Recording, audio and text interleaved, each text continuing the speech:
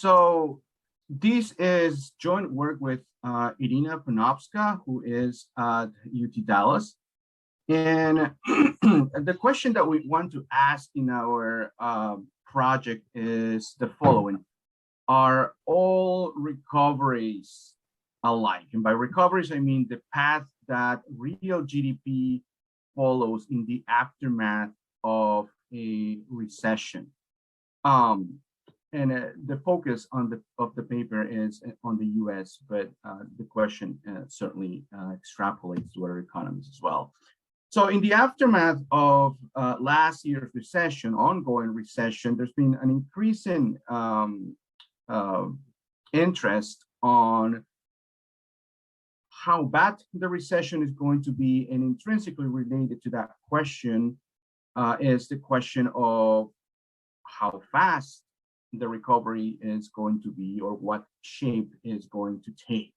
And in the literature, there's been a number of different studies that have documented all sorts of different recovery shapes that certainly align with letters of the alphabet, K, L, U, V's, W's, and Z's. Recently, those shapes have extended beyond alphabet letters to include an inverse radical or swoosh type of recovery. And so the question that we want to ask is basically, what shapes do recoveries in the US take, and specifically what shape does the ongoing recession is going to take? The motivation for this stems from the fact that stylized facts of US recoveries seem to suggest that indeed recoveries are very different. So table 1 here presents information about different statistics associated to recovery paths for post-World War II US recessions. We looked at the depth of recession, the duration in quarters, as well as the annualized growth associated to it. And so what we observe from the stylized facts is that all of these statistics are diverse. No recession, certainly no recovery seems to be alike, and there are recoveries that are very short, and there are recoveries that take a couple of years, and the depth of the recoveries, the recessions from which they have to recover, certainly seem very different as well. So the stylized facts suggest that recoveries are different. The empirical previous studies also suggest that recoveries are different. And specifically, 2 types of models have been used to model the behavior of GDP during a recession in the aftermath. And most of them have been motivated by the work of Hamilton introducing Markov switching models to capture these nonlinear dynamics between different phases of the business cycle. However, the original Hamilton model implies a permanent drop in GDP, generating an L-shaped path of recovery.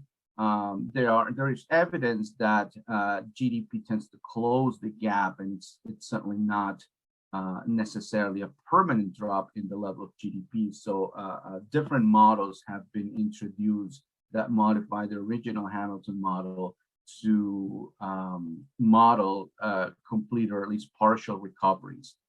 So there's a few papers that have cited there.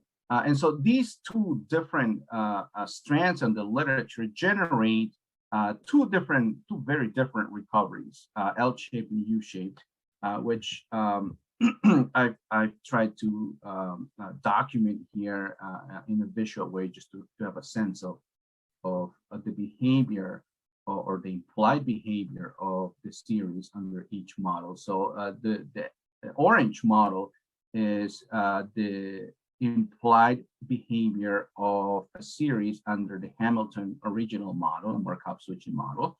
And as you notice, implies an L-type behavior where GDP falls permanently and does not recover from it. Whereas the constrained U model, constrained to have a complete recovery, sort of mimics the shape of a U in the sense that GDP falls, but then returns back to the pre-recession projected growth. What we ask in this paper is whether these two different type of models are enough to capture the seemingly diverse and heterogeneous behavior of GDP in all recoveries. If we disaggregate data, we have some evidence that that the behavior of GDP and other macro aggregates might not necessarily align with these two extreme views of the behavior of GDP. So for instance, if we look at consumption, disaggregated consumption by type, durables, non-durables, and services, clearly some type of consumption recovers quickly. Services, for instance, has a more permanent effect, and non-durables is somewhere in the middle. So if we look at the aggregate version of all of consumption, then these type of disaggregated heterogeneity could aggregate into some kind of inverse radical or swoosh type of dynamics, which is what a lot of people talk about for these ongoing recession.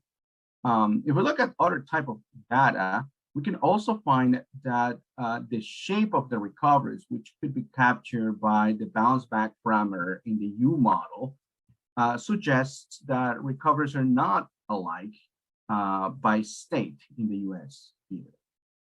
So all of these suggests that recessions and recoveries may behave very differently. So what we want to do is to try to capture the different behaviors of GDP during recovery periods for all recessions in the US, and especially this ongoing recession. So that's what we will try to do. That's what we want to accomplish in this project. To motivate what we propose, what I have here is the same graph that I showed a couple of slides ago, the L shape and the U shape model, but also a weighted scheme between L and U models, the optimal weighted scheme between L and U models. And as I argued before, the L and U models are extreme versions of the paths that we've observed in the data.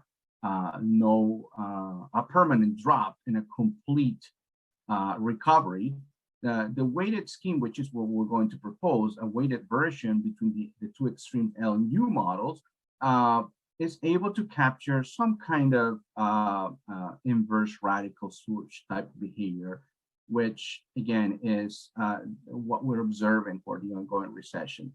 So what we're going to propose is a new Markov switching model where we're going to endogenously determine recoveries that are recession specific. Each recovery is going to be different for each recession that is going to be captured by the model. The recoveries are going to be modeled as endogenously weighted average of L and U shapes. We're going to compute endogenous recession specific weights. And what's appealing from our model is that the L and U models are going to be special cases of these more general models. There's some previous work that has estimated L and U models. However, they're either imposed exogenously, as in one and co-authors, or they are introduced endogenously, but recessions and recoveries are imposed to take either one of the two shapes, not necessarily a combination or a weighted average of the two of them. So what we're going to do here is to introduce a scheme that allows us to capture anything that could happen in between the L and U shapes. The model is the following. We're going to model the growth rate of GDP as a Markov switching model that changes between two states. In the first state associated with periods of expansions, the growth rate is going to be determined by this parameter mu naught, governed by this state variable that takes two values, 0 and 1, recessions and expansions, or expansions and recessions, respectively. In the other state, the growth rate of GDP is going to be a weighted combination of two elements. The weights are given by these gamma bar R parameters. These are the weights of for recession R. Mu1 is going to be the growth rate of of the recessionary period, the same growth rate that the Hamilton model would estimate. On the other hand, the other element is mu naught lambda s tilde t, which is the growth rate of recession plus the bounce back parameter that captures the partial or complete recovery, complete recovery associated to the U model. So this is just a weighted combination of L as captured by mu1 and U as captured by mu2 lambda S tilde. So the estimation of the model is going to allow us to compute weights for the Rth contractionary regime, for the Rth recession. We're simply going to take the weights of the model as the average for every observation weight during that recessionary period. And as I argued, when gamma equals 1, the model collapses to the L-shaped model of Hamilton, and when the weight is 0, it collapses to the U-shaped path of Kim and co-authors. So the estimation standard using MLE, we're going to use expanding windows to capture the time variation and be able to capture recession-specific weights. We're going to test using Markov, sup likelihood ratio statistics. The distribution is not standard, but in the interest of time, I'm just going to focus on the results, and I'll talk a little bit about the testing if I have time at the end. So the data is US, taken all from publicly available sources for all the information that we have available up to date. We're going to have used the first 80 observations as training samples, so the effective sample is going to start in 1967. We're going to account for well-documented breaks, both in trend growth as well as in the variance. And initially, we're going to trend the sample at 2019 because this current recession has some outlier observations that we want to treat differently, otherwise it messes up the estimation. So we're going to follow the Lenscher-Primiceri approach to rescaling the variance of the last year, basically. So these are the estimates of the time variant estimates of the parameters of the model. This is the growth rate during expansions, decline over time. This is the growth rate of during recessions for the L model, and the growth rate of recessions for the U model. The bounce back parameter captures the speed of recovery for the U model, and there's some variation there as well, suggesting some variation between the L and U model. The weight varies between 0 and basically one half. 0 indicates a preference for the L model. Obviously, 1 would be a preference for the U model. So the weights vary between extreme L and some weighted combination somewhere in the middle.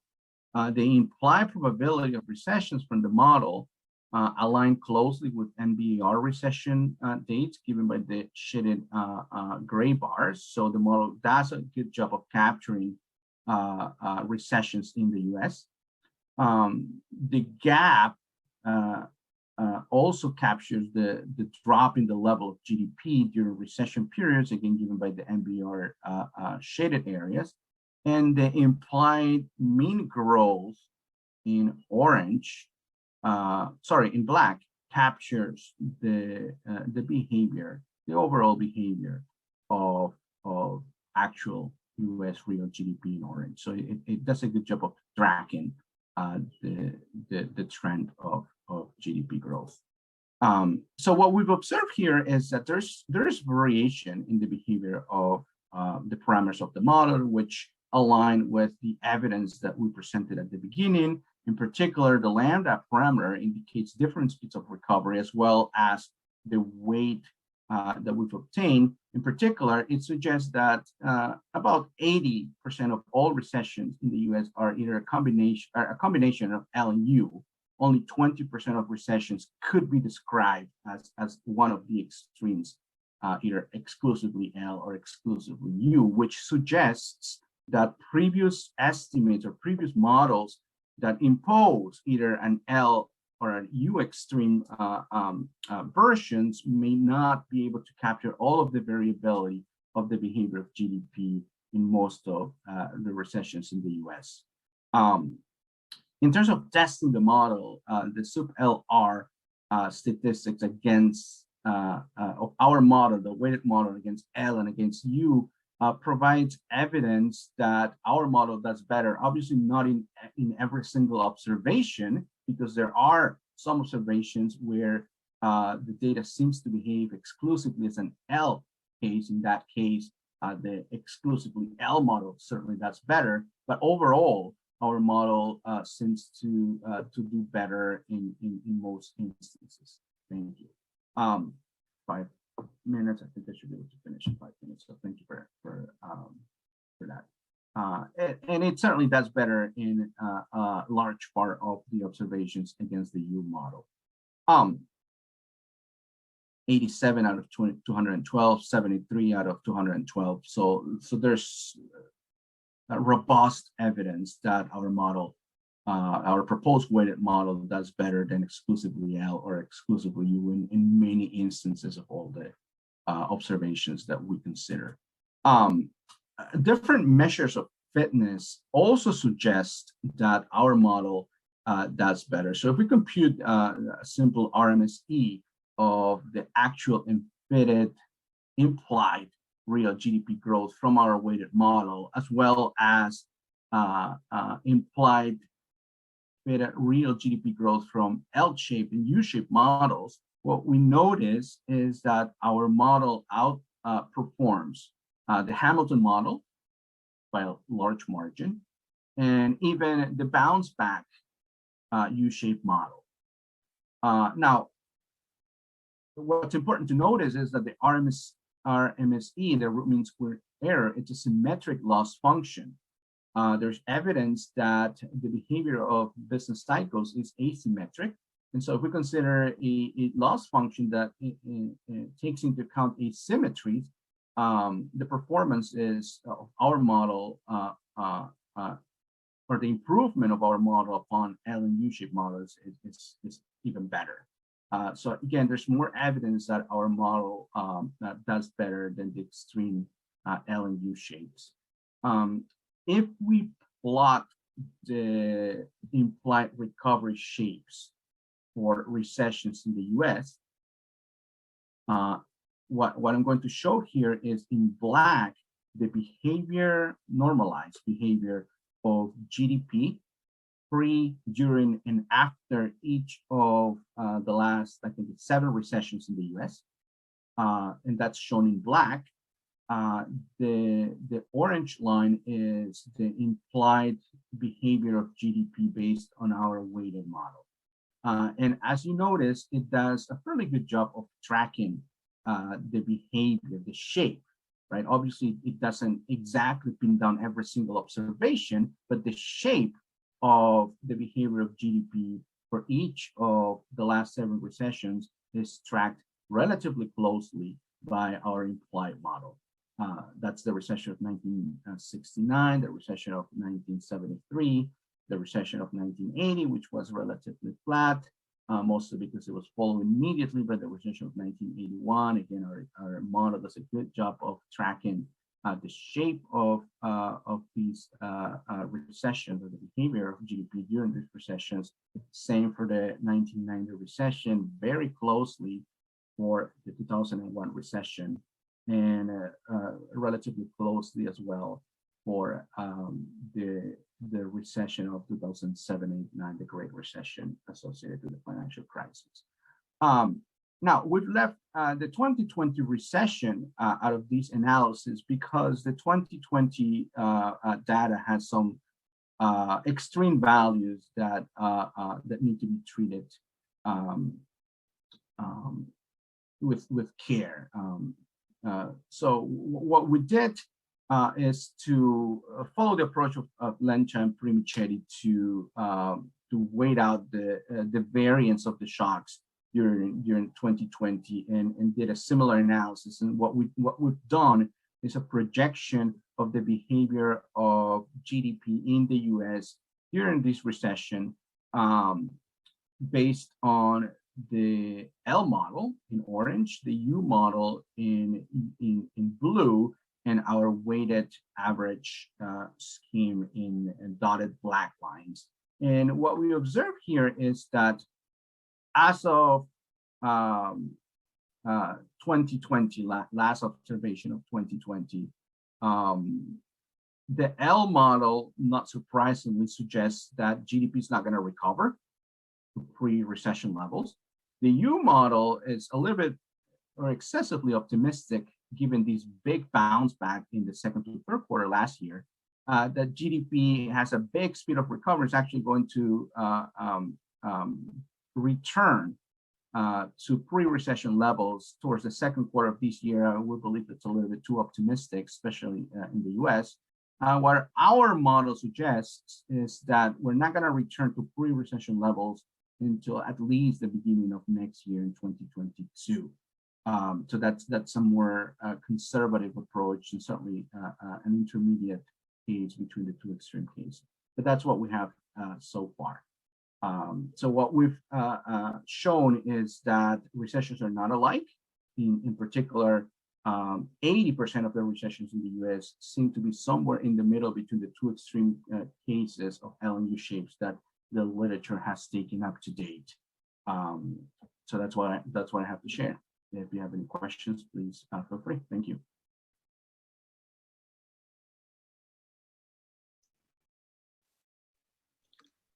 Thank you, Luigi. Thank you very much. You were on time. Thank you for that. Now we are open for, I think this is a better way to do it. I mean, start a question session, for 5 minutes right after the presentation. What do you think? Yes, that's a good idea. Does anybody have any questions? I have one question or suggestion. So I've noticed that you use the model to like measure the output gap or the cyclical component of the GDP. So there are other methods that that exist, and we can separate the trend from the cyclical component of GDP, like HP filter, or the BN decomposition. I'm wondering how, if you think it is a good idea if you use other method just to compare how the result would be.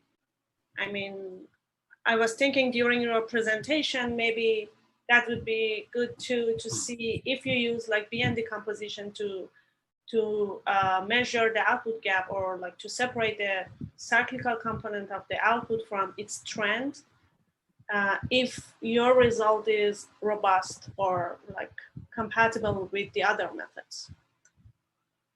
That's a very good. Oh, sorry. I'm so sorry. Thank you for your presentation. It was very clear to me when I listened to your presentation. Thank you. No, thank you. Do I answer or do I? Yes, okay. Go ahead. Mm-hmm.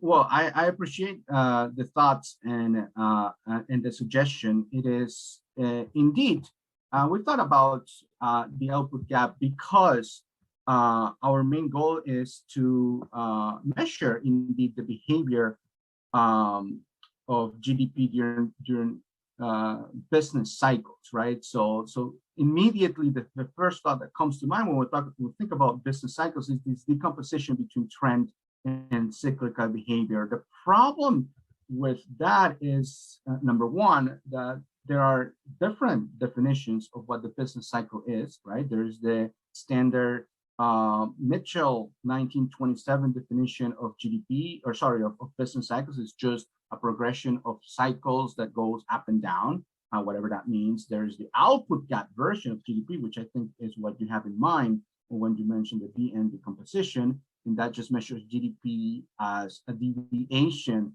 of, measures the business cycle as a deviation of GDP from a trend. And then there's these succession cyclical or periodic behavior of GDP, which think of the business cycle as a progression of positive and negative growth, if you will. So the first thing that we face is, well, what is the definition of the business cycle? There are different definitions. If we went with what seems to have the most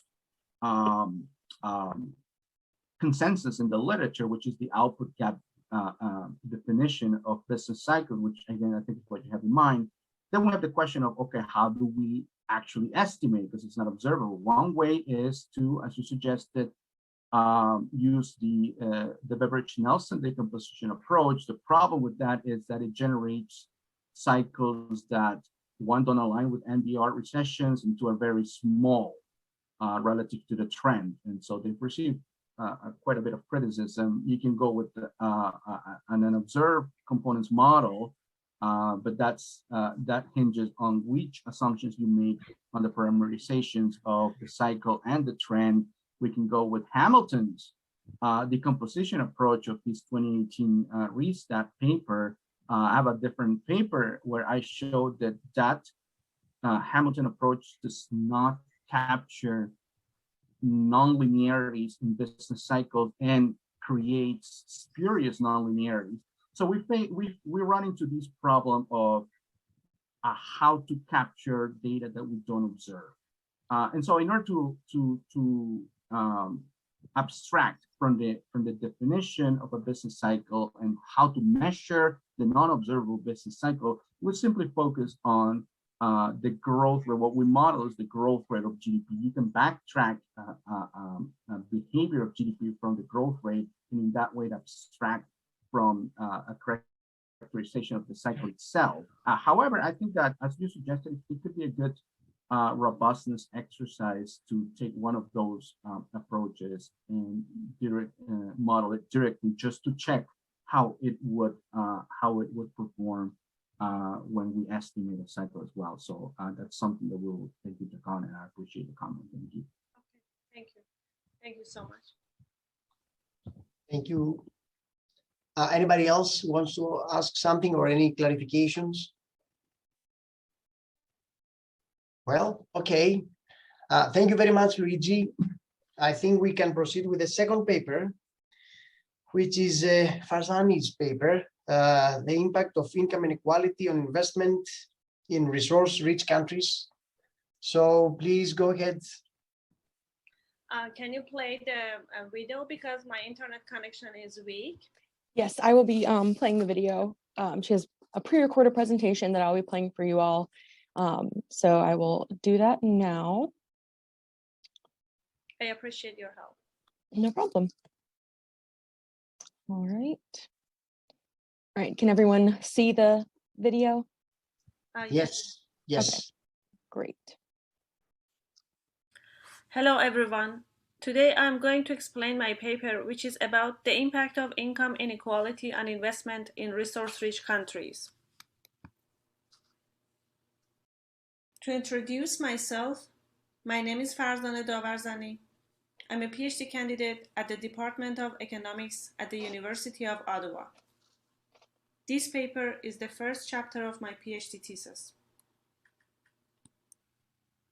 To explain the motivation behind this paper, it is understood that the discovery of natural resources negatively affects the economic performance in most resource-rich countries.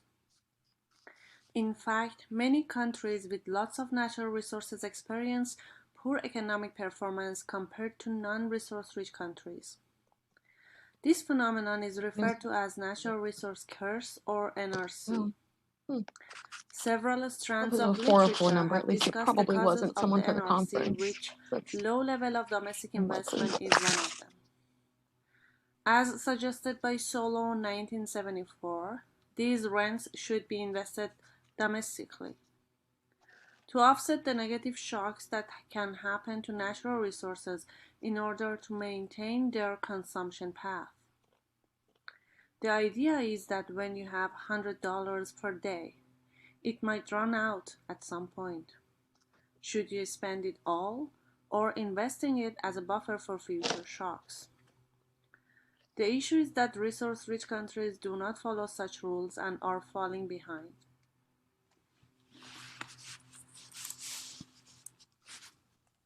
In this paper, I'm trying to investigate one of the contributing factors to low level of domestic investment. Is there any link between resource inequality and resource rent contribution towards domestic investment? The research question is, if countries with higher resource inequality contribute less of their natural resource rents to domestic investment. To discuss the main finding in this paper, I should say on average countries with higher income inequality contribute less of their natural resource rents to domestic investment. The result also implies that when there is high income inequality within the country, having additional natural resource implies a lower domestic investment. What I mean by that, there is a cutoff point for income inequality, where higher natural resource rents leads to lower domestic investment. This result is robust to a variety of sensitivity checks, which I'm going to explain briefly in the last slides. Various strands of literature have discussed the causes of the NRC. Among these, I am going to explain briefly the most related ones to my work. The most famous theory regarding the natural resource curse is the Dutch disease. When a country receives revenue by exporting natural resources, it worsens the competitiveness of the traded sector by appreciating the currency, which negatively affects the economic growth of the country. Other papers discuss the role of domestic investment, which is a key element for economic growth. The idea is that lower levels of domestic investment translate into lower levels of capital and output. One of the possible reasons for the resource curse is excessive consumption. Many developing countries are poor and experience overconsumption. Another explanation is that domestic rents are invested in foreign countries, where they can potentially earn higher rates of return. The last point, which I'm going to discuss, is about unequal distribution of rents. Previous studies found the negative impact of income inequality on economic growth. Since domestic investment is the key element of GDP, I tried to investigate the impact of income inequality on domestic investment, which is the main contribution of this paper. To assess the importance of income inequality in the contribution of resource rents to domestic investment, my baseline specification takes the following form, where investment IT or invest IT is the domestic investment as a share of GDP in country I at time T. NRIT is the sum of natural resource rents as a share of GDP. To answer the question posed in this paper, whether countries with higher income inequality display lower domestic investment in the presence of larger natural resource rents, I include an interaction term between the Gini coefficient and natural resource rents. NRIT is the sum of the natural resource rents, profits from oil, natural gas, coal, minerals, and forestry. And Gini I is the income Gini coefficient. Due to data availability issues, I treat the Gini coefficient as fixed and take the average coefficient value over the sample period for each country. XIT contains a vector of the control variables. The existing literature emphasizes as being important determinants of domestic investment. Specifically, this vector includes institutional quality and the interaction between the quality of governmental institutions and natural resource rents.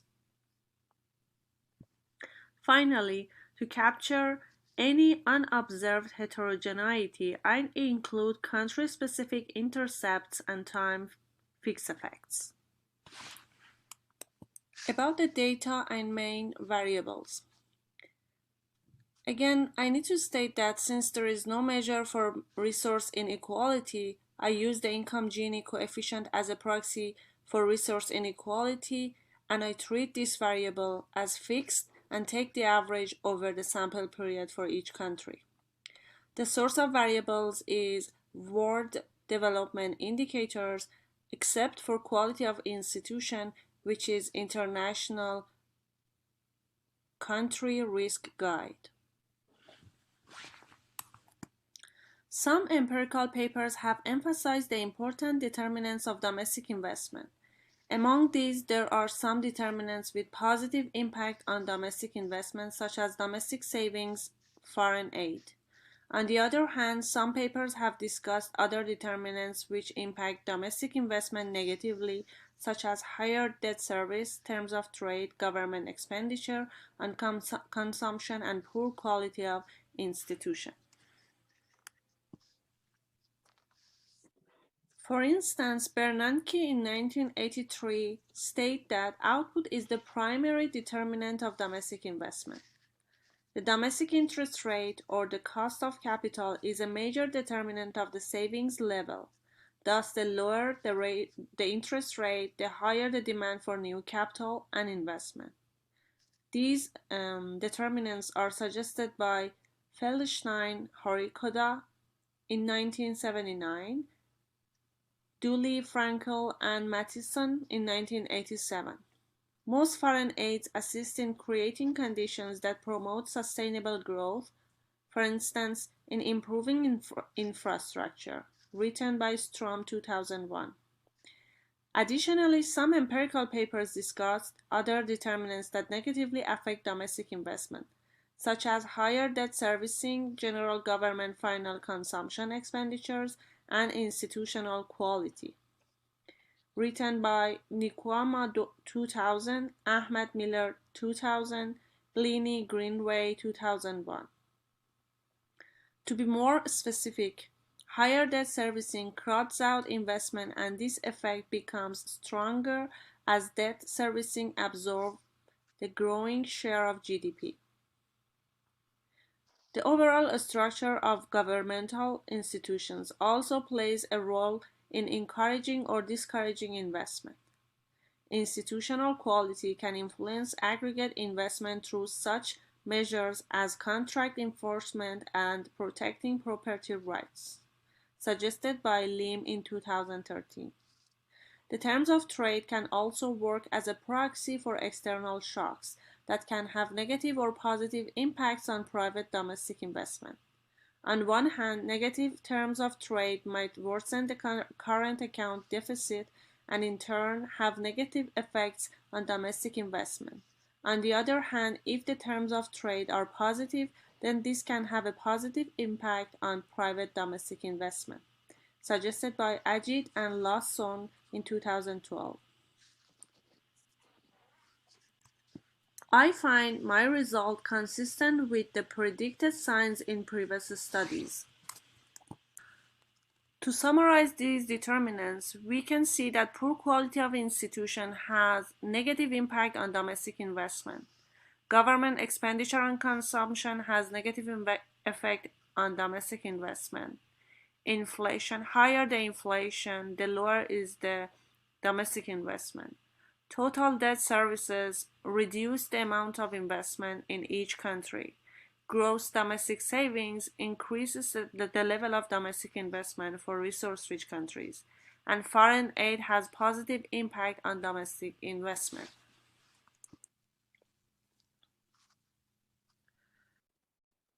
In estimating these equations, several econometric challenges need to be overcome. First, the inclusion of a lag-dependent explanatory variable and country-specific intercepts is problematic. This issue is the well-known nickel bias, which arises because there exists a correlation between the dependent variable domestic investment from the previous period and the current error term. See nickel bias. Second, many of the explanatory variables are jointly determined, and thus it is not clear whether the causality is unidirectional. For example, the causality may run from GDP to the domestic investment or from domestic investment to GDP.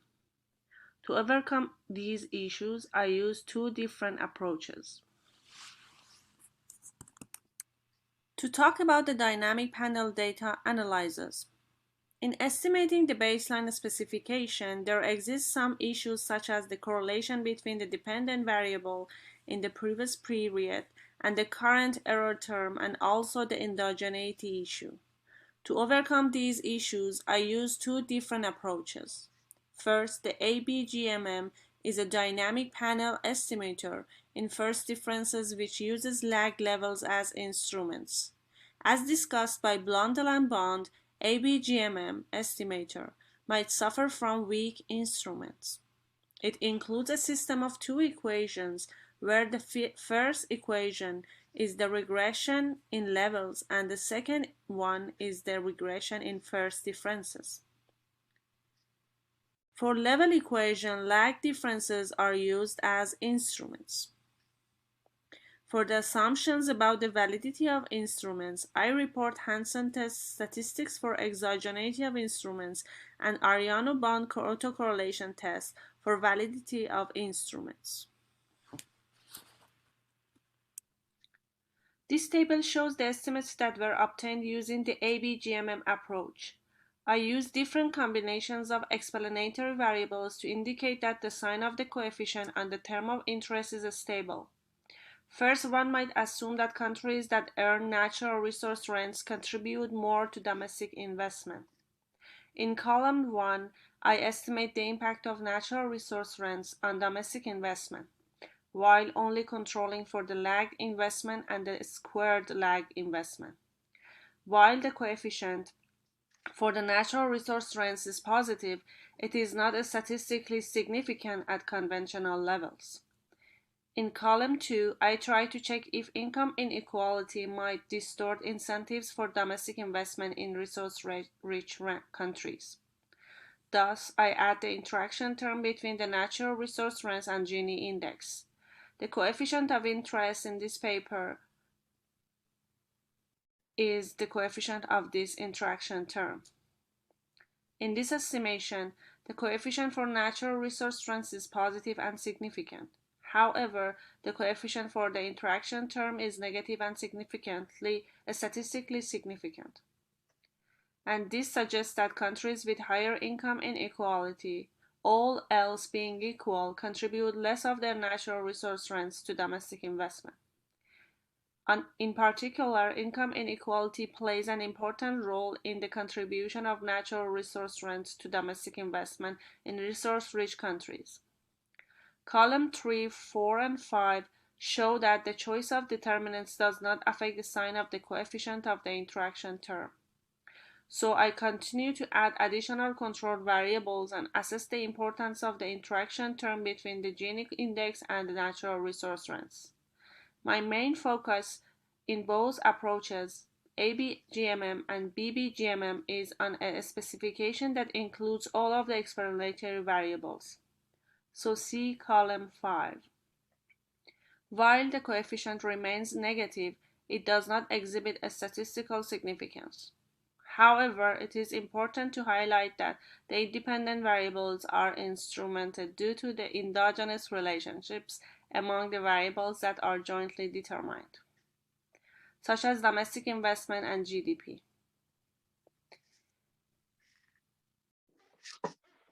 Additionally, Bond, Hoffler, and Temple in 2001 argued that the lag levels of the regressors in the ABGMM estimation are poor instruments to correlate with the first different regressors. In order to address the potential well-known issue that the ABGMM might include weak instruments, I also use the BBGMM approach.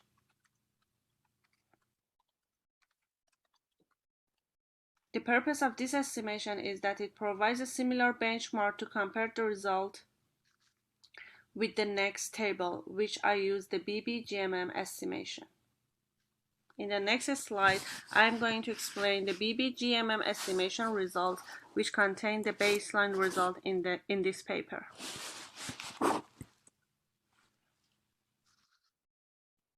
This table shows the estimates obtained when using the BBGMM approach.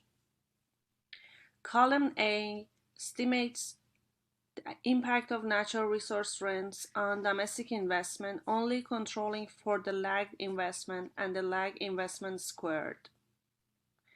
The coefficient on the natural resource rents is positive and significant at the 1% level. In addition, the coefficient is nearly twice as large as the coefficient in column 1 in table 2. In column 2, I add the interaction term between the resource rents and the Gini index. Again, the interaction coefficient is negative and significant at 10% level, with a magnitude that is nearly identical to the one estimated when using the ABGMM approach. Column 3, 4, and 5 show estimates of this relationship when additional control variables are included. In contrast to the results obtained when using the ABGMM, the coefficient on the interaction term between the natural resource rents and the Gini index is significant at the 5% level and negative across all specifications. This suggests that the contribution of natural resource rents to domestic investment is lower for countries with higher income inequality. This result also implies that when countries with higher income inequality earn additional natural resource rents, this leads to lower domestic investment.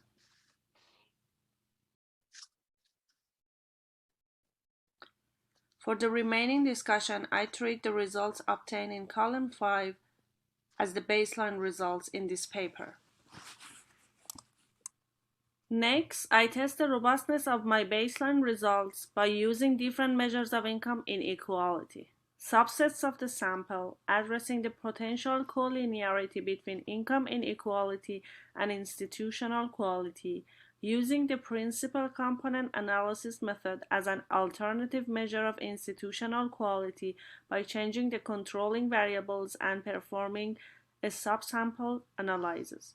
The main results from this robustness check are in the appendix. Herein suggests that resource-rich countries with higher income inequality contribute less of their natural resource rents to domestic investment. I find a critical level of income inequality of 0.43.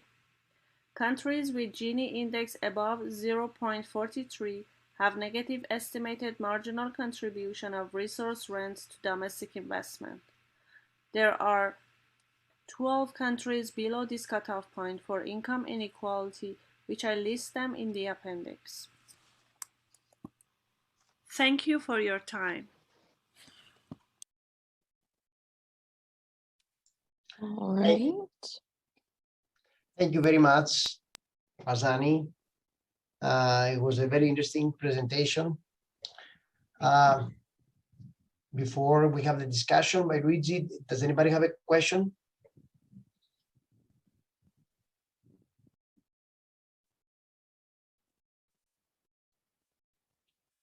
Luigi, you want to go ahead with the discussion? Yeah, I had prepared a couple of slides for the comments. So I just wanted to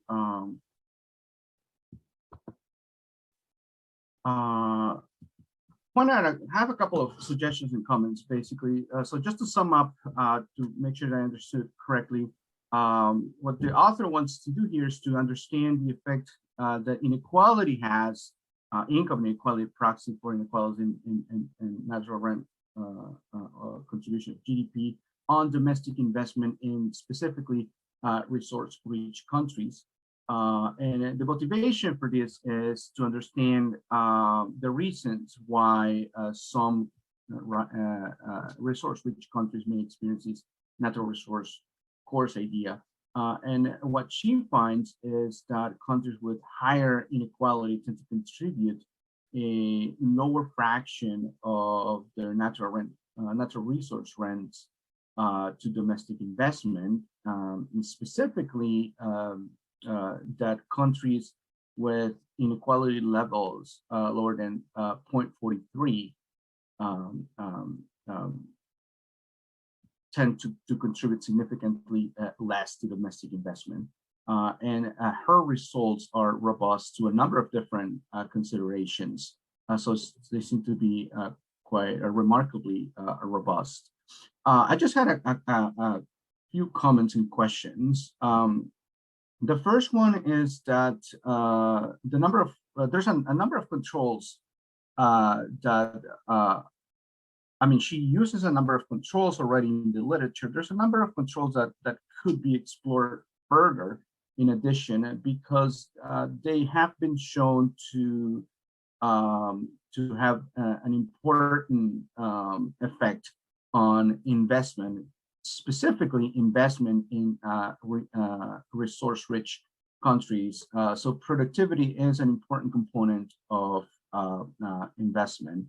And investment is certainly correlated with productivity. It has been shown to have an impact on investment in natural resource-rich countries. I did not see much information regarding the financing of investment, which is important because this is correlated with other controls. And there seems to be a literature that suggests that the explanation or the reasons why the natural resource course happens is because it detracts from other form of investment, which is investment in human capital. So it would be interesting to check whether the introduction of these additional controls could shed some light on the results, and specifically because productivity, financing, human capital investment, they are all correlated. So if they indeed play a role, their omission would certainly introduce biases in the estimates. And it's also important because, as I understand, it's not my area of expertise, but as I understand the natural resource course works through a transmission mechanism in which it basically crowds out other forms of growth. So if those other forms of growth are not present in the analysis, again, these could introduce some biases. I did not see any information or discussion regarding the role of foreign direct investment either. And I think that this is important because the extraction of natural resources typically requires investment that is highly capital intensive. Which is oftentimes not able to be provided by the natural resource-rich economy. So it would be useful to, I don't know if there's data available for this, but it would be useful to decompose analysis perhaps between natural resource sectors and other sectors in the economy, or perhaps primary and non-primary sectors, because there is some evidence that suggests that there's actually no natural resource course in the natural resource sector. That is, investment is high in the natural resource sector of the economy, primary sector of the economy, precisely because natural resources need a lot of investment to be extracted, which takes away from investment in other sectors. So it would be interesting to be able to explore that. The Gini coefficient is averaged for the sample, and I know there's a footnote where you explain that this is done for one lack of some observations are missing, and also because you want to focus on how inequality affects the natural, the natural resource rents. However, I have some questions that I think would be worth thinking about. One is the collinearity between the natural resource variable and the interaction term. I mean, the interaction term with the Gini average is just a rescaled version of the beta 2 variable.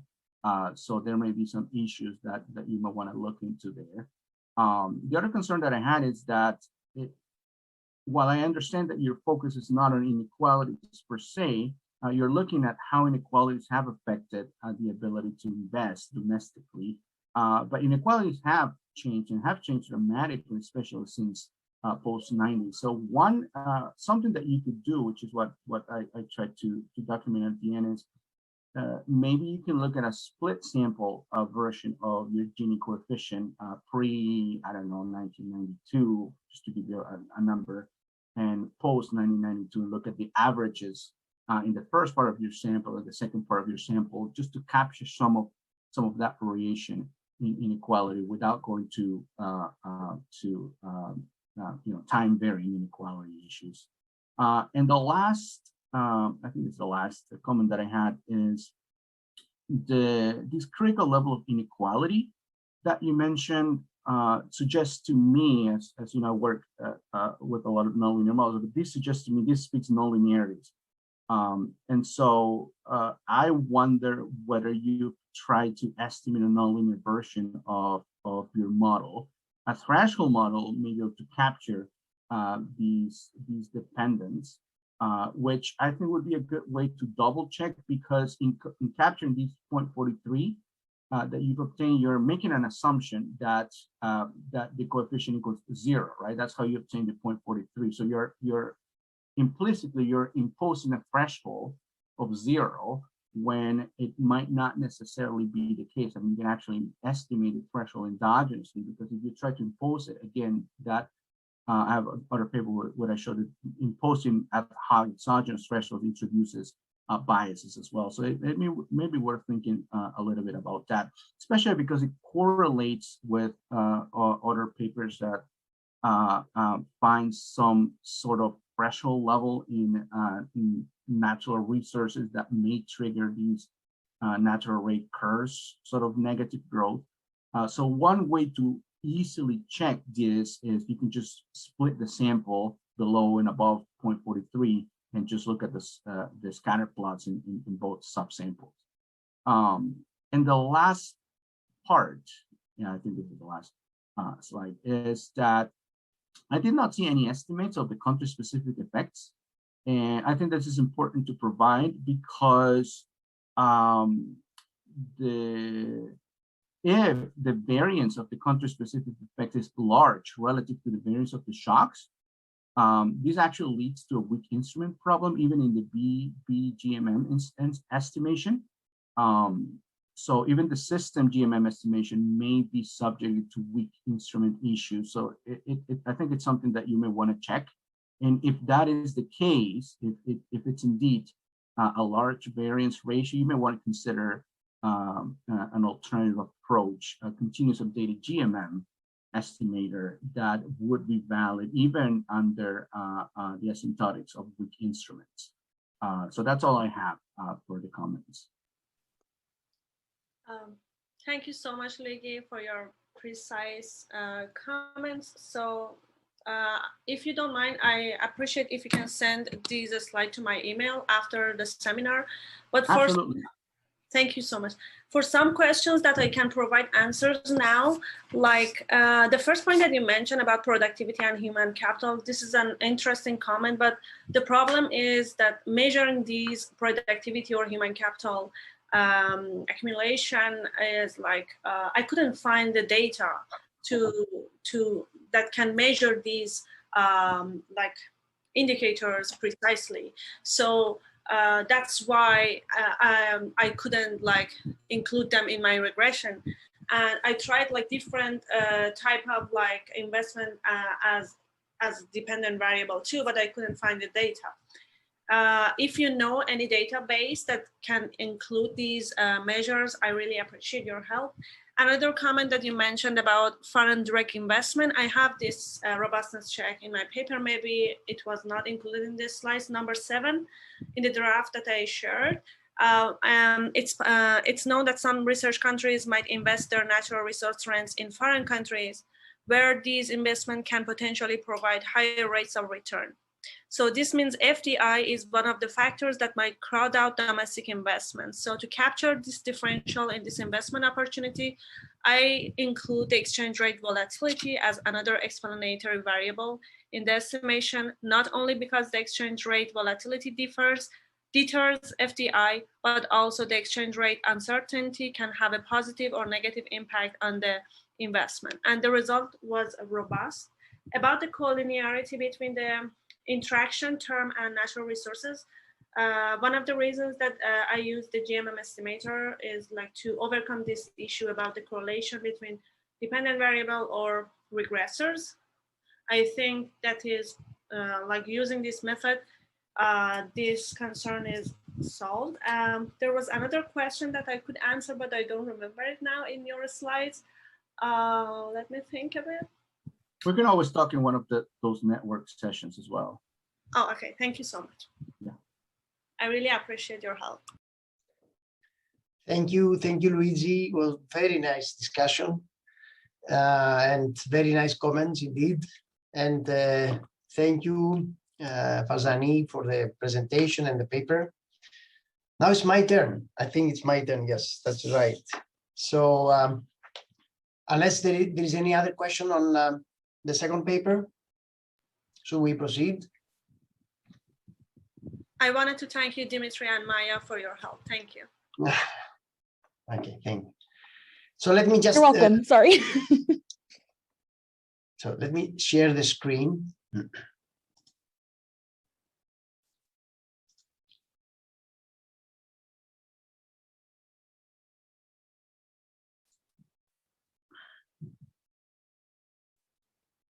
I think.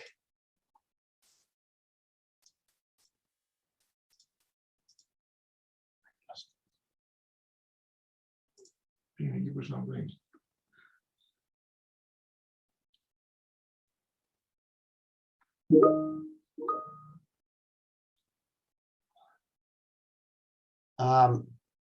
It seems that I can't find this. I can't see the screen. Can you tell me if you can see the screen? We can see your screen which says Zoom and you need to join the meeting. Oh. You're already in the meetings. You probably don't need to join. You can go ahead and pull up your presentation. I just tried to share the screen, but it just didn't show. We can see your screen, but we're seeing your Can you home see screen now? on your computer. There you go. Yes, we see your presentation now. Okay. All right. Thank you. You're welcome. Okay, so let me start by saying that the subject is the impact of defense spending on national debt. And there have to be some things clarified in this subject because the recent literature is showing that there is a significant impact of defense spending on national debt. And it has become a very popular subject, especially during the past decade where the Greek, we experienced the Greek debt crisis.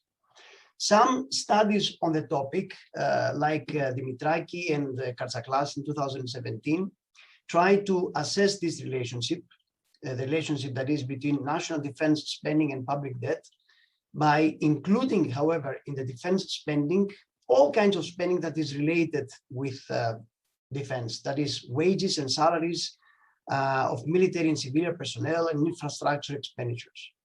But this approach is not correct, methodologically correct, and it is weakly founded due to some technical issues. I'm trying to, I can't see anybody of you, I just see the screen if that is okay with you. So I can't see any faces. sorry. So this is what we are going to discuss. First of all, the purpose of this paper is to demonstrate that the link between defense spending in Greece and the country's national debt is probably not as significant as it is widely believed and is widely discussed, as a matter of fact. The contribution of our paper is that we focus on the defense debt of the country using data that has not been used and available before in any of the previous studies in the literature. The data that we use comes straight from the General Accounting Office and has not been used before. But let me start by just listing and mentioning some facts that are relevant to our study. First of all, for the period 1980 to 2004, the total value of defense equipment spending in Greece was about 10 billion euros. If we assume an even distribution of the corresponding flow of payments during that period, that means that on average, the annual spending is about 450 million, or 0.5% of the GDP, or 0.6% of the sovereign debt. So that's one very important fact that shows the small impact on the debt. Furthermore, starting in 1995, the defense expenditures on equipment is considered as fixed capital formation, which means investment, and it is regarded as a loan. What is the implication of that? The implication is that payments take the form of annual installments servicing the loan, which means that the national budget is only burdened for the annual installments, not the total value of the purchase of equipment. In addition to that, in 2005, Eurostat changed the recording method of defense equipment spending from payments method to accrual basis, which means that the expenditure is recorded with the delivery of the equipment, not when the order is placed. Now, due to the fact that the Greek debt and economic crisis that started in 2009 and lasted until recently, the defense equipment expenditures went down to zero. And all the pending payments from previous expenditures were completed by the year 2015.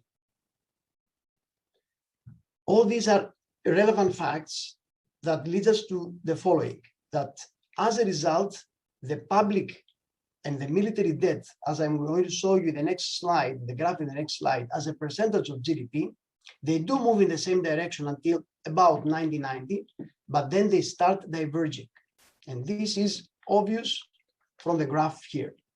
You can see the total debt to GDP ratio with a blue line for the period 1980 to 2019, and then the military debt to GDP ratio with a dotted red line starting from 1980.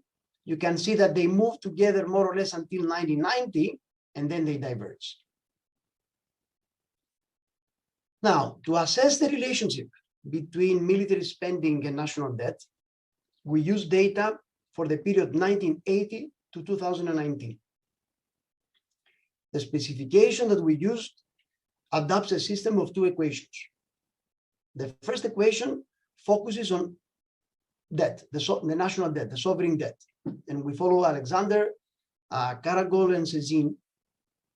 The second equation is the equation for the military debt, which is the dependent variable in the equation. And we use determinants that have been used in the past for the demand for defense expenditures, as this is proposed by Smith in 1980 and 1989. Now, this formulation that we use has an advantage over a reduced form equation, since it regards the behavior of military debt separately, as this is determined by its own explanatory variables. The system of two equations looks as follows. The first equation is the debt, the national debt equation, which is a function of rate of growth in GDP, the national budget, the gross fixed capital formation, investment in other words, and the military debt. The second equation is the military debt equation, which is a function of expenditures on defense equipment, Turkey's defense spending, which we use as a proxy for the threat variable, and the spillover variable, which is the NATO defense spending that comes from the membership of Greece in NATO alliance.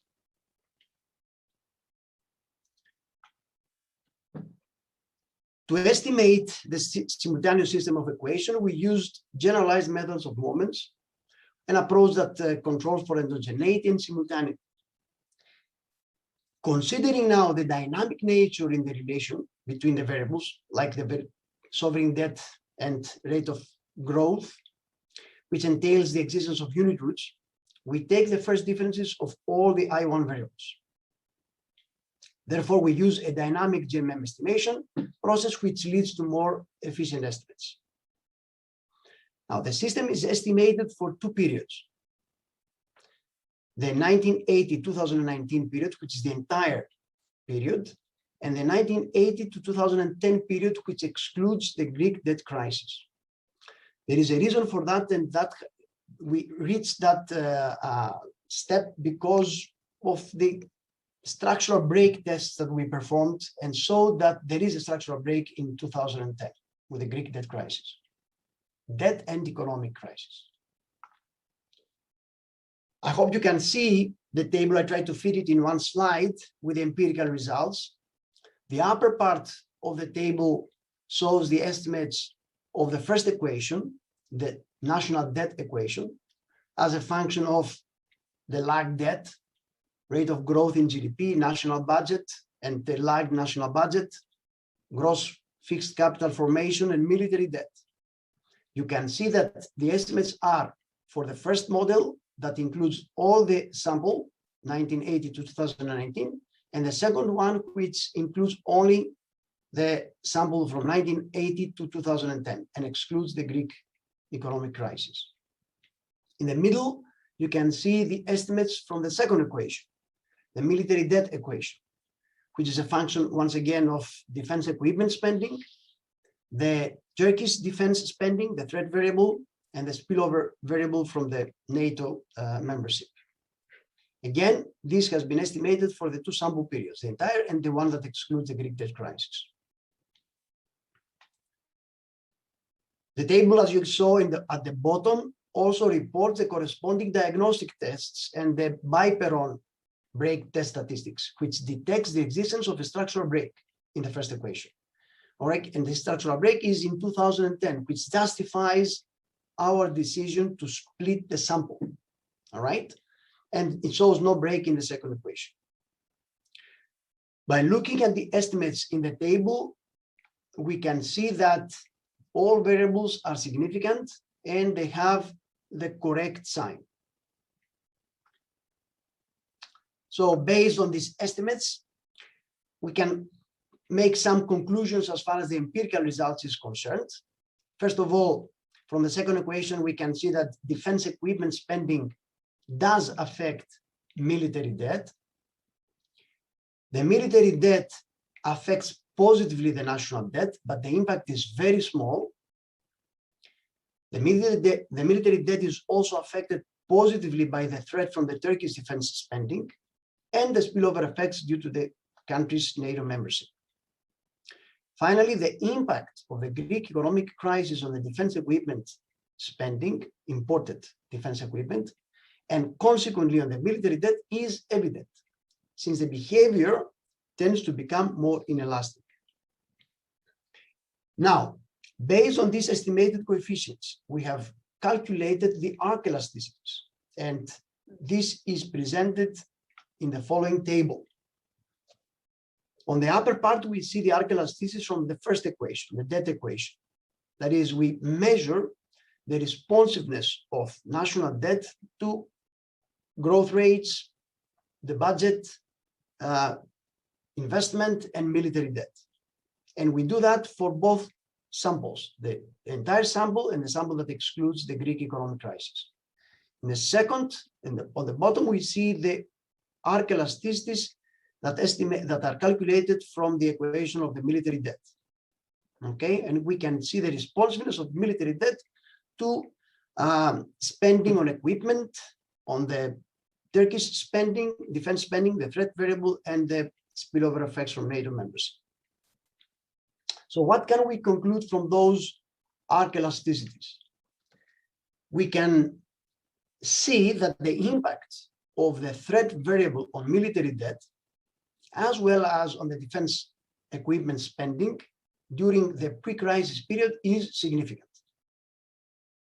However, and this is important for the purpose of our paper, the response of the national debt to changes in military debt in Greece is very, very weak. If you notice the elasticities, the arc elasticities, you will see that if we take the entire period, the responsiveness is 0.028. And if we take the period without the Greek crisis, when defense spending went almost down to zero, is very, very small, 0.009. Therefore, the system that we have estimated demonstrates this negligible impact of defense equipment spending on the national debt of Greece. Now, to reinforce the above conclusions, we tried to forecast the impact of defense spending on the foreign debt. So the good forecasting performance of our fitted model can be assessed if you look at the graph that I'm going to present and see how close is the forecasted with the actual series. We can see here the actual and the simulated national debt and military debt series. The national debt is with the blue, the solid line is the national debt, and the blue dotted line is the simulated national debt series. You can see how closely they move together. And the same is also true for the military debt and the simulated military debt series. They move very, very closely, which confirms the good forecasting performance of the estimated model. Now, due to recent geopolitical developments in the Aegean Sea and in the Eastern Mediterranean between Greece and Turkey and other countries, the Greek government has decided to accelerate and step up with defense spending. So we would like to see if we can forecast this impact of accelerated defense spending on the Greek national debt, at least for the period 2021 to 2023. For this purpose, we use two alternative plausible scenarios concerning defense spending. In the first scenario, we assume that defense equipment spending remains more or less at the levels of the previous years, which is very low, close to 0.3% of the GDP. That's the first scenario. And the second scenario considers the escalation of defense spending to 1.3% of the GDP in 2021 and 1% for the years 2022 and the year 2023. So let's see what is the impact, therefore, of this escalation, the one scenario, and the non-significant escalation of defense spending on national debt. As you can see here, first of all, let me just explain that on the vertical axis, we measure the level of national debt. And we can see that the two scenarios move more or less the same. Okay, that is, whether the defense spending is more or less stagnant, that is a very small increase, or it escalates, the impact is more or less the same on the national debt. Okay, which confirms once again our hypothesis that defense spending does not have a significant impact on the Greek national debt. So, to conclude, given that the relevant recording procedure on defense equipment spending has undergone a variety of serious changes, the assessment of the impact on the sovereign debt of Greece from the defense spending cannot be based on a straightforward accounting basis.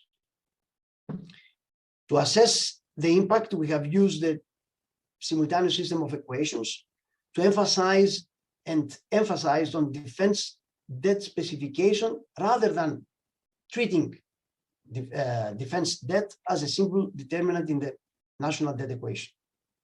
And our findings indicate that the impact of the military debt on the sovereign debt of Greece has been negligible during the entire period under investigation, 1980 to 2019, and it shows through the forecasting that we performed that it will continue to be so at least until 2023. So thank you for your attention, and I'm open for questions.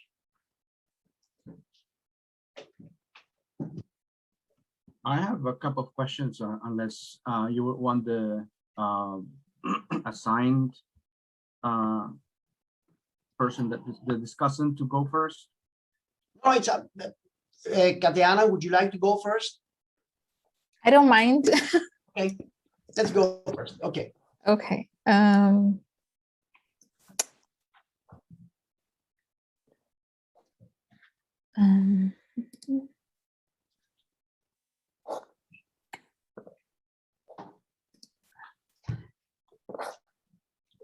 Okay.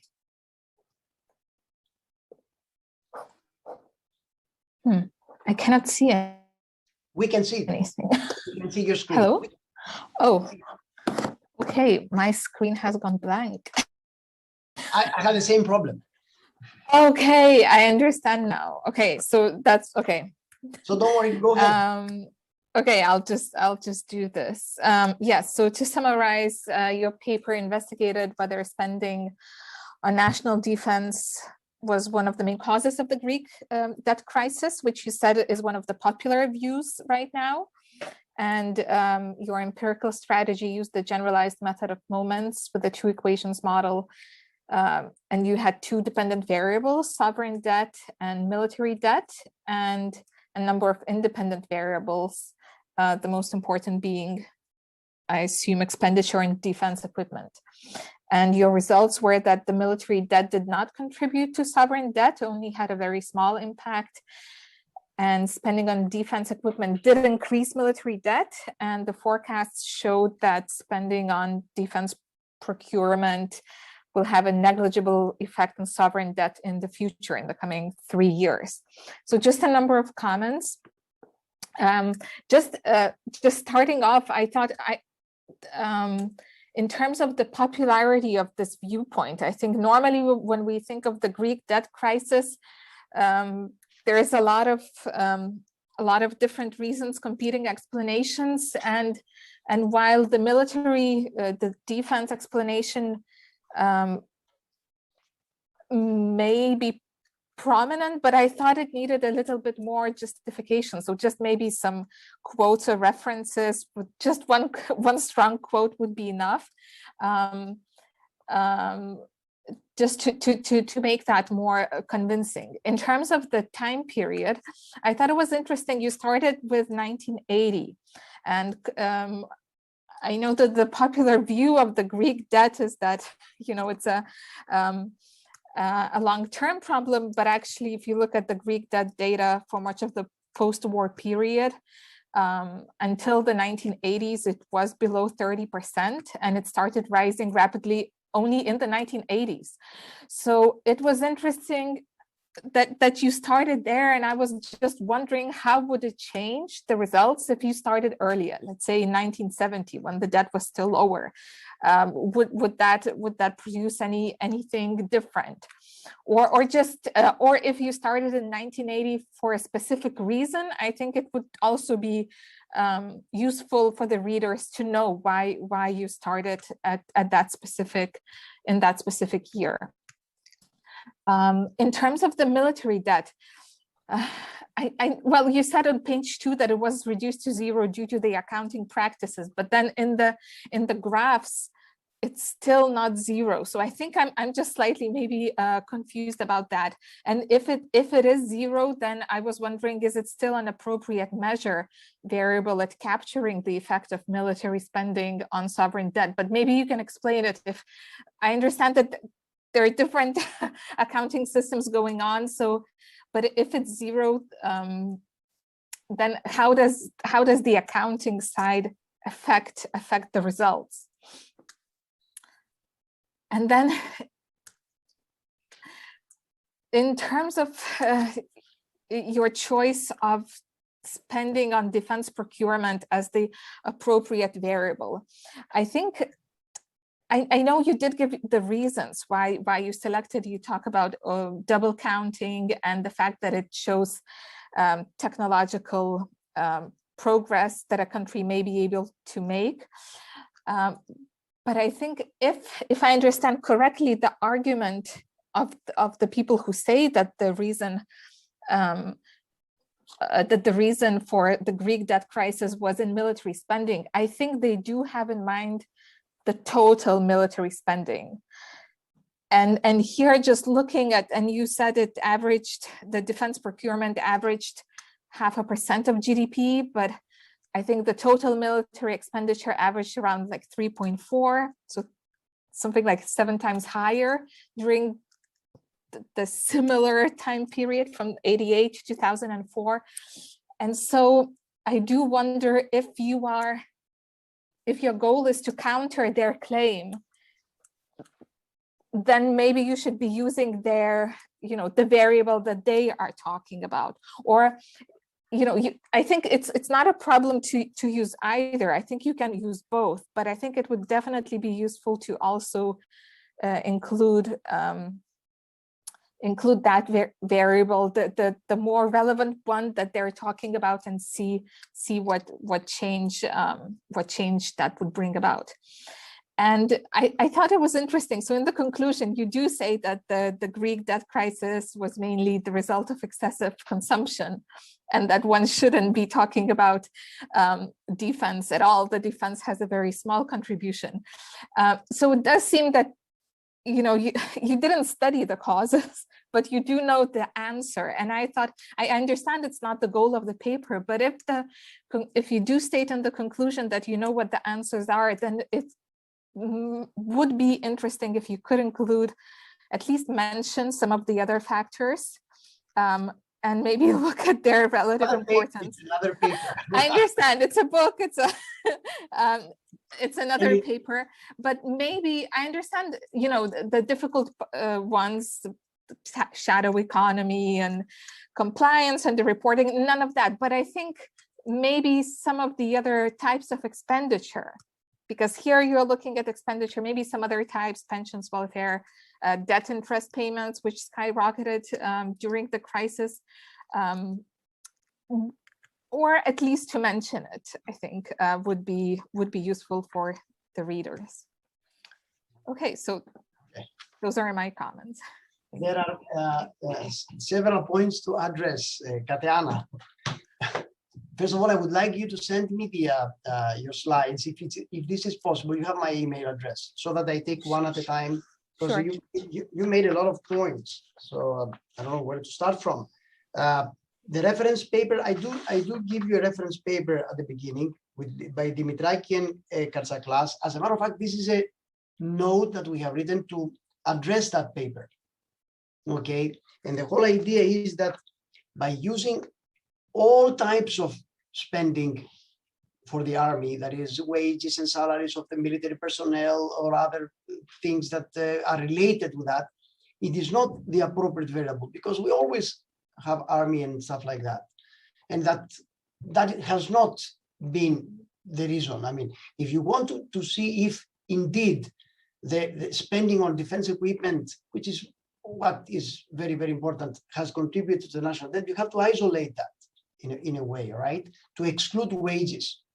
That's why we went to the General Accounting Office to find the data that is more accurately depicting spending, defense spending, and not just take everything.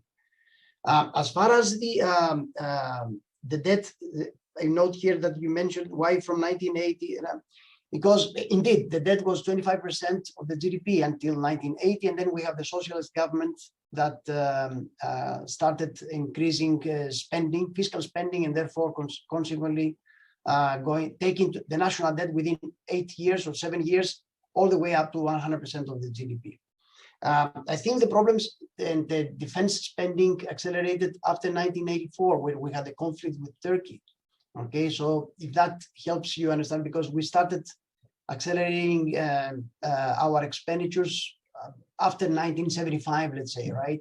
When we had the switch to a democratic regime, and therefore we started building a stronger army, let's say, whatever. So that is why we started from 1980, because this is where more or less, and of course the availability of data, the accuracy and the availability of data is also another thing. Now, as far as, I can't remember, there were so many points I didn't have the time to write.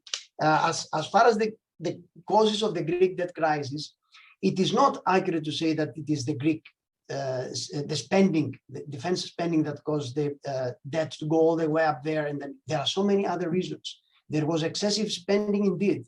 I mean, we can start a big discussion on that. There was excessive spending by the government, but not so much on defense. As I told you, defense spending froze in 2009 when we had, the crisis.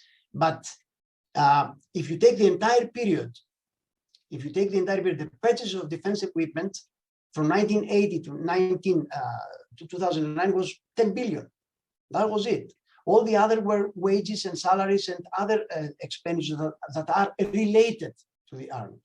Okay, so that's that's why we said if you take that period into consideration, then the installments to the, because you pay with installments, you don't pay everything at once. We're around 450 billion every year, million every year, right? Which is a small amount. The argument that is in the literature is that, oh, look at that, so much spending has contributed to the increase in debt, but it's so small. If you isolate it, it is small. It's not so significant. That's the purpose. So the purpose of writing this note was to address that that specific issue. Okay, so I can't remember the other points. If I could, yeah. About the military debt, when you said that it's zero, okay, but then it's not zero in the graph. After 2009, there was no any purchase. All the purchases of military equipment were frozen because of Troika, and the IMF prohibited any spending of that kind. And all the payments that we had to pay back the expenditures of the previous year ended at 2015. Despite that, if you notice the graph, the debt continued to increase, despite the fact that spending on equipment went all the way down to zero. You see what I mean? That's why it's obvious from the graph that there is no contribution on the national debt from defense spending, or the contribution is very, very small, not as much as they actually, because they claim that that's one of the main contributors. That is the point that we want to make, that it is not the main contributor. There are so many other forms of spending by the government. I'll give you an example. Building a huge public sector. I mean, hiring and paying wages to the public servants. That's one big spending. I mean, having a social security system that wants contributions by the government, larger and larger contributions by the government, which becomes unbearable at some point. I give you two examples. What has really contributed to national debt? Okay, not the defense spending. Did you have any other point that I forgot that you want me to? Thank you very much. Luigi, you had some questions to make? Just very quick, because I don't want to take into Cayetana's time for her presentation, but I just had two very quick comments.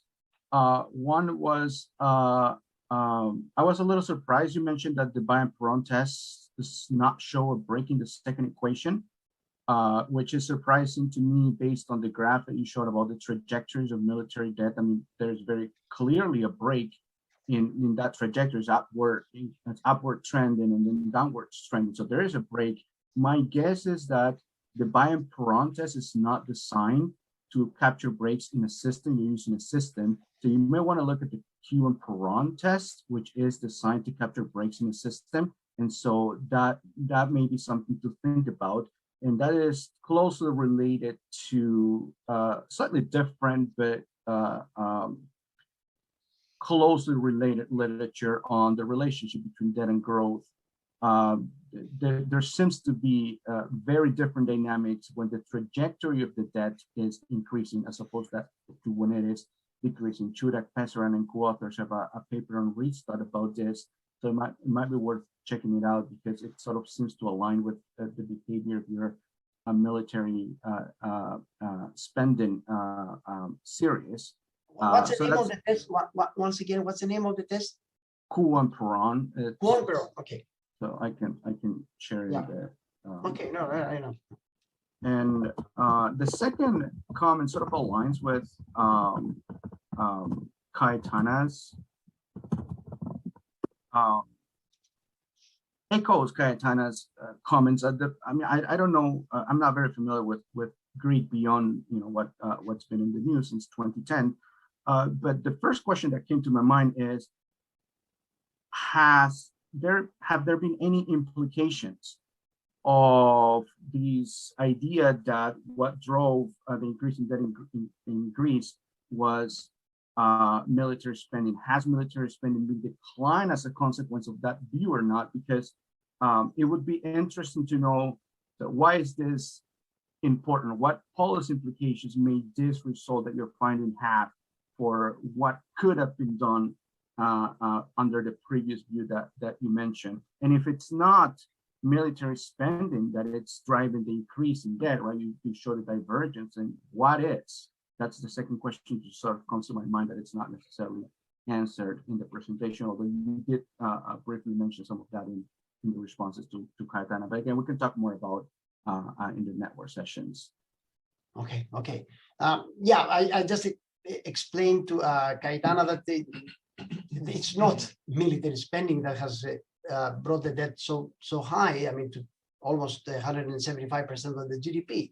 There are so many other forms of spending by the government, as well as by the private sector, but mostly by the government that has increased the debt to such a level. And of course, the ratio has increased not only because the debt increased, but also that the GDP declined because we went through a huge economic crisis and we had a cumulative GDP decline of 27%. So the ratio increases not only because of the debt increase, but also of the GDP decline. All right. So that does not reflect actually after 2009 that our spending increased. On the contrary, our spending declined because we had austerity policies, but the debt increased, the debt GDP ratio increased, but certainly not because of the defense spending, because that was frozen, I said, in 2009. Any other questions? Luigi, I would appreciate if you want to send me an email with some comments. That I really appreciate, like Cayetana also. Absolutely. Okay. Thank you very, very much. Tatiana, we took a little from your time. All right, sorry for that. It's okay. Go ahead. Okay, I'll try to be quick. I'm so sorry to interrupt. I just want to let you guys know that the meeting will not end until 3. So if you go over 2:30 a little bit, it's okay. You have time. You're not going to get cut off at 2:30. So just so you know. Okay. Thank you. You're welcome. Okay, great. So the topic of my paper is on finding fiscal illusion, a survey experiment with personalized fiscal information. This was based on my PhD thesis at King's College London. So the theory of fiscal illusion, it was formulated at the end of the 19th century by the Italian political economist Puviani. Fiscal illusion means widely held misperceptions or false beliefs regarding the actual costs and benefits of the public sector. And they may arise on both sides of the fiscal account, so both within taxes and public spending. And the main idea is that the subjective or perceived tax burden may diverge from the financial tax burden. And so this theory was developed in Italian language. It has not been translated into English, and it was brought to prominence in the English-speaking academic world by Buchanan. And Buchanan's summaries remain the main source of this theory even today. And I think that there is so the original theory, it was modeled on the individual level of taxpayers. So Puviani said that individual taxpayers, they undertake these cost and benefit analyses where they compare the cost, which are the taxes, the total amount of tax that they're paying, with the benefits that they gain from paying their tax. And there are two types. There are optimistic and pessimistic fiscal illusions, and the optimistic ones, they may inflate the perceived benefits or lower perceived costs, while pessimistic fiscal illusion would lower perceived benefits or raise perceived costs. And Puviani's main attention was on the perceived costs, not on the benefits that one gains for paying tax. But subsequently, and I think potentially because there wasn't actually any translation of the original work, the subsequent studies, they all departed from the individual level analyses, and they became this sort of aggregate study area, which uses econometrics to look at the aggregate level, so national, international level, using aggregate data. And the findings of these studies have generally been mixed and conflicting, and there has often been various criticism on methodological grounds, and these different issues have led to sort of widespread suspicion regarding the concept of fiscal illusion, and also so criticism and fiscal illusion continues to be a contentious issue. And my argument of the paper is that while the methodological criticisms of those econometric studies are valid, they do not negate the fiscal illusion, but they rather show that a different methodological approach is needed. So when Buchanan wrote in 1967, he identified the following questions as being the most relevant to the study of fiscal illusion. So how aware is the individual of the amount of tax that he pays, and how much do public services cost him computed in dollars of tax liability? But within the area of fiscal illusion research, these questions have not been answered. And so I then look at the tax perception surveys and experiments that investigate the effects of fiscal knowledge, and these other related empirical research areas, they also have not answered the main hypothesis of Puviani's theory. So for example, tax perception surveys, they generally focus on the income tax, and they have been quite conflicting in terms of the direction of misperception. So there is evidence of either under or overestimation of taxes. And while with the experiments on the effects of fiscal knowledge, it's interesting, on the tax experiments, they generally find that better tax knowledge leads to more positive tax attitudes. And on the public spending side, the experiments that showed to respondents public spending data, they found that this information led to more negative attitudes. And generally, experimental design is appropriate to test for the presence of fiscal illusion, and it also shows what the informed preferences would be in a different scenario if there was no fiscal illusion, or if there was less fiscal illusion. So unfortunately, there has not been any research with personalized fiscal data. The one that has been undertaken was generally very minor portions of the total tax burden. So for example, local costs. And this experiment was the first time that taxpayers were presented with their actual personalized fiscal data. So in this paper, I report on 3 hypotheses. First of all, that revealing the amount of tax paid will have an effect on tax policy preferences, that this information will affect perceived tax fairness, and it will affect public spending preferences. So sort of 3 general pillars. In terms of the methodology, the study was undertaken in the UK. The target population were employees aged 21 to 64 due to certain quirks in the tax system. Data was collected with an online panel. The main sample was close to 5,000 people, and following data quality checks, which removed around 9% of participants, there was around 4,500 participants who were randomly split into 2 groups, a control group without information and a treatment group with personalized fiscal information. So on average, the interview took about 10 minutes and the survey completion rate was 80%. There was stratified sampling by gender, age, and income with interlocking strata. And mainly the data was analyzed using logistic regression. And the main survey questions were, do you think the following taxes are to be increased, decreased, or stay the same? And same with spending, and a number of questions on tax fairness. So this is the survey experiment design. So as you can see, there was random assignment of 4,500 respondents. So initially, individuals were informed about the study, they gave their consent, and they were asked about the demographic and financial data. The financial data was then used to as an input for the personalized fiscal calculator.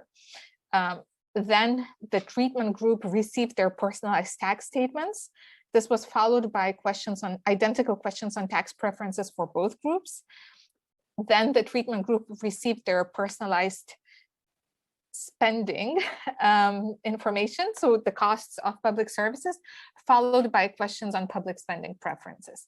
So this is what those personalized statements looked like. There was a personalized fiscal calculator embedded into the survey. So individuals provided their income and their spending data, and this was used to calculate the tax statement. So for example, income tax, national insurance contributions paid by both employees and employers, and value-added tax, fuel duty, tobacco duty, alcohol duties, council tax, which is a property tax, and then the total tax. And then this was apportioned into the 16 spending areas, how the UK budget is allocated. And given that this was a personalized treatment, each respondent received their own unique statement with their actual costs, with their actual taxes in that given year. So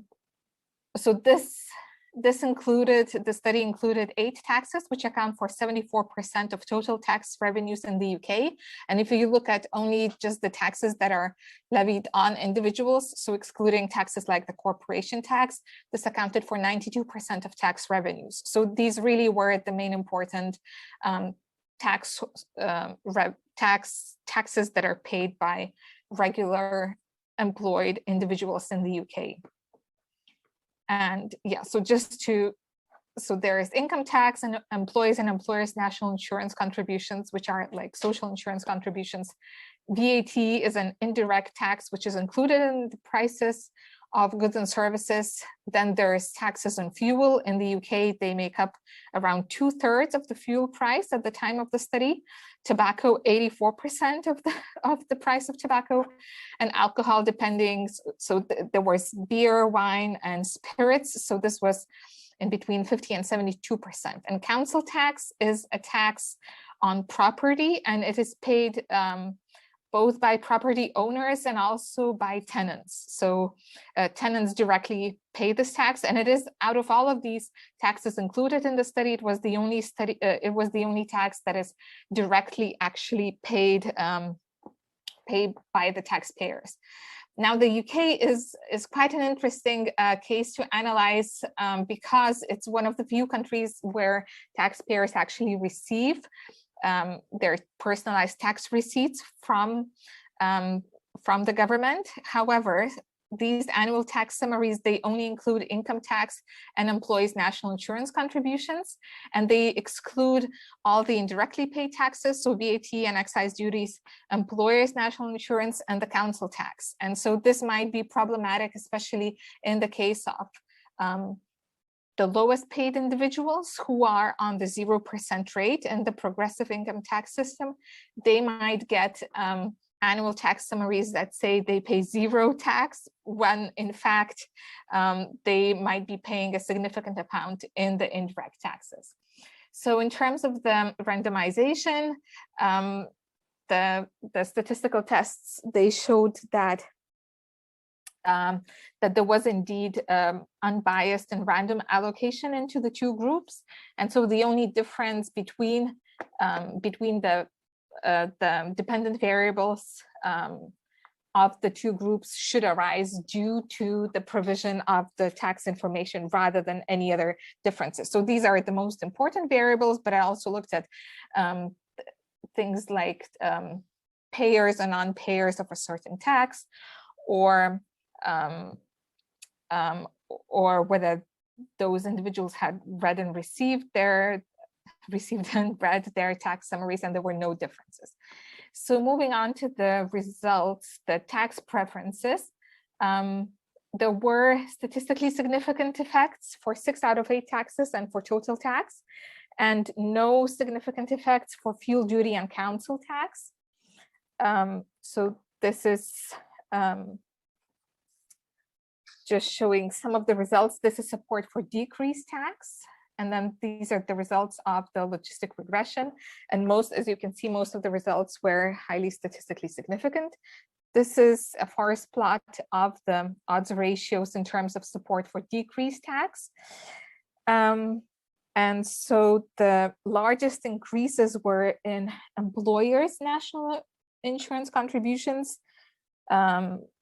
total tax, and VAT. So this is where the largest drops in terms of support for decreased tax were observed. And then moving on to increased tax, the largest decreases were observed for tobacco, alcohol, and employers' national insurance contributions, which are the least visible taxes. And quite an interesting and unexpected result was that when individuals were split by their income, age, gender, education, and voting, the effects were homogeneous. So the individuals mostly reacted in the same way, irrespective of these differences. However, when they were split based on their self-interest, which is payer status, whether or not they pay a given tax, there were divergent responses for tax decreases, but no divergent responses for tax increases. So as you can see, this is for decreased tax, payers are the solid line and non-payers are the dashed line. And you can see with statistical significance for 4 out of 7 taxes.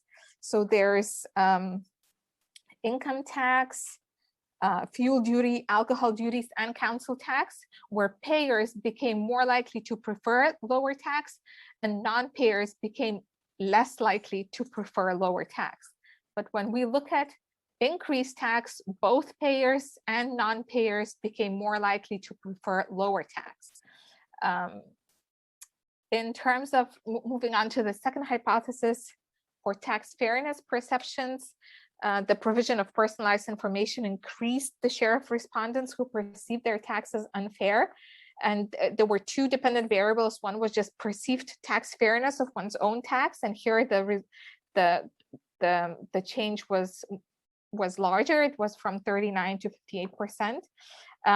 There was a second dependent variable, perceived tax fairness, considering how tax is spent. And it's interesting that, first of all, the baseline was more negative to start with. So when individuals are asked about tax fairness, given how tax is spent, it's surprisingly they think of negative things rather than positive things. Moving on to the public spending preferences, there were 16 areas, and in 12 out of those 16 areas, there was a statistically significant effect in terms of higher support for lower spending and lower support for higher spending. But at the same time, there were, which would indicate optimistic fiscal illusion, but at the same time, there were 2 areas, 2 cases, one with UK contribution to EU budget and another with overseas aid, where respondents became less likely to favor lower spending, which would actually show that there was a pessimistic fiscal illusion and individuals overestimated how much they contribute to those areas. And in 2 cases, government administration and culture spending, there was no fiscal illusion. So these are logistic regression results. And again, the forest plots showing that in most cases, there was statistical significance, but as you can see, for decreased spending, EU budget and aid, it moved in the opposite direction. So this was after the Brexit referendum, but it's still interesting to see that that there was a pessimistic view of how much the UK contributes to the EU budget, specifically in that area and in overseas aid, which is also a very unpopular area. And so these are the odds ratios in terms of support for increased public spending. And in most cases, there was statistical significance, and the highest drops in terms of support for more spending were for the NHS, total spending, pensions, and education. So I then undertook a number of robustness checks, and in terms of probably the most significant one is in terms of priming, and it showed that that there was a different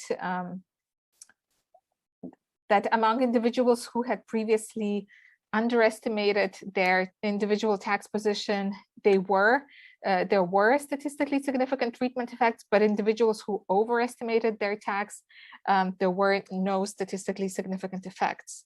And with priming, the criticism of priming, you would expect priming to mean individuals reacting to large numbers, but in this study, there were cases where, despite being shown large numbers, individuals did not react, and then cases where individuals reacted to zero values, even though they were small, but they were reacting to them. So this supported also by qualitative data comments. This showed that the majority of individuals did understand the information, they processed it in a meaningful way.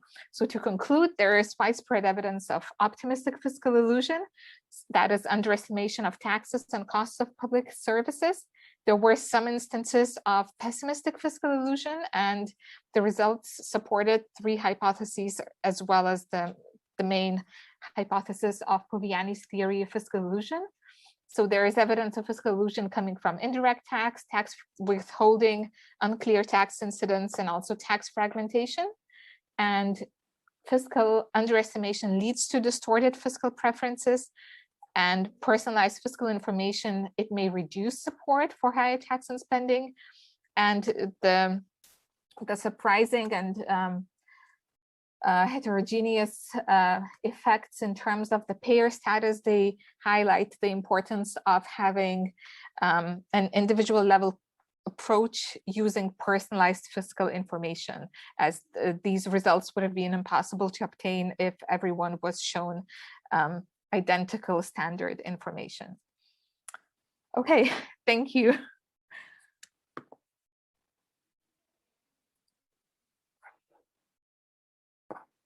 Oh, we cannot hear you. Dimitris? We can't hear I think you. you are in mute. Sorry for that. I was mute. Thank you very much for the presentation. It was nice, complete presentation. I'm supposed to discuss the paper. I don't have any major comments, but does anybody want to ask any questions? Or you want me just to share the screen and show a few comments? Can you see my screen?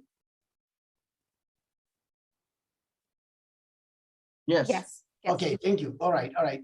So I don't have any major. It's a complete paper, and it's a field that I'm not an expert, to be honest with you. I mean, the discussions were randomly, I think, selected. Speaking of samples, Kateana. So the paper assesses the existence of fiscal illusion among UK taxpayers. Fiscal illusion being defined as widely held misperception regarding actual costs and benefits of public sector, which arise from both sides of the fiscal account, taxes and public spending.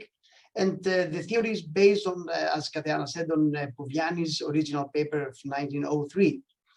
The empirical investigation is performed on individual level, as in Poviani, as opposed to aggregate level, which is common in the literature.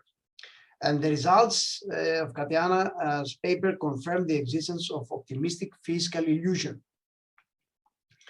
The research question is very clearly and stated and valid, in my opinion. How does the provision of personalized fiscal data affects fiscal preferences?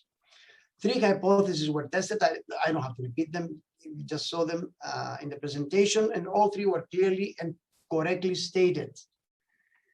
As far as data and methodology is concerned, there was use of primary data derived from a web survey. The data focused on individual as opposed to aggregate, which is common, as we said, in the literature. It was a very well-designed experiment. I was impressed, to be honest with you. The sample was carefully chosen, and the splitting of the sample to control informed or uninformed or informed treatment groups. The limitations of the experiment were clearly stated, and I like that. And robustness checks were performed, very good tests. In my opinion, as I said, if I have to assess, to evaluate the analytical approach, it's outside my expertise, but I noticed that the tests seemed to be valid and comprehensive. I went through them and I was impressed once again. The results were clearly presented for each tested hypothesis and contrasted with those in previous studies. So there is no doubt that there is contribution of the paper in the literature. First of all, there is originality, if I have to express my opinion, because it investigated fiscal illusion, first of all, on an individual level, using primary data, and used the personalized fiscal calculator, which is also, I think, at least, I'm not so familiar with the literature, but I think it's something original, and a well-designed experiment, as I said earlier, splitting the sample to informed and uninformed taxpayers. So there is contribution. The paper confirms fiscal illusion by using a more appropriate econometric methodology. So I don't have any major comments to say. As I said, it's outside my expertise. The only thing that I would suggest to Kateana, to you, Kateana, if you want to send that for publication, is make it shorter. It's a long paper. It has to be long if you want to describe everything in detail. But if you want to send it for publication, just make sure that it is a little shorter. And of course, what I wanted to see in a paper is a short section, not very long, a short section that discusses the policy implications of the results. I mean, if I give it to my students to read it, they will ask me, so what? What is the implication regarding policy, fiscal policy, or the effectiveness of fiscal policy, or the effectiveness of macroeconomic policy? That's the only thing that I think I wanted to see in the paper, or at least in a paper that goes for a journal.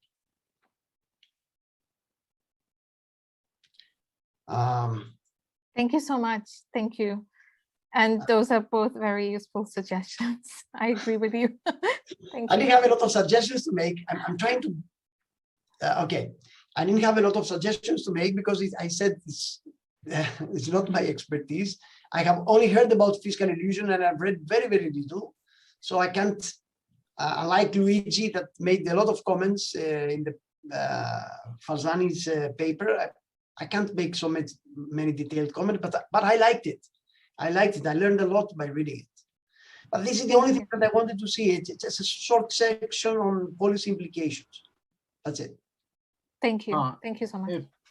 I mean, it's not my area of expertise either, but something that I personally would be interested in seeing it, which may align with Dimitri's comment about policy implications, is some kind of measure of the asymmetry behind the fiscal illusion that you mentioned. I mean, there's obviously people that are optimistic or too overly optimistic, and people who are overly pessimistic about the implications of fiscal policy. So having some sort of measure, I don't know what that would be. I don't know the ratio, of the responses, perhaps, but that could perhaps be useful in terms of policy, as Dimitris mentioned, because if, for example, there is a perception that is overly pessimistic, right? If it's asymmetric bias towards a pessimistic side, then that would imply, for example, that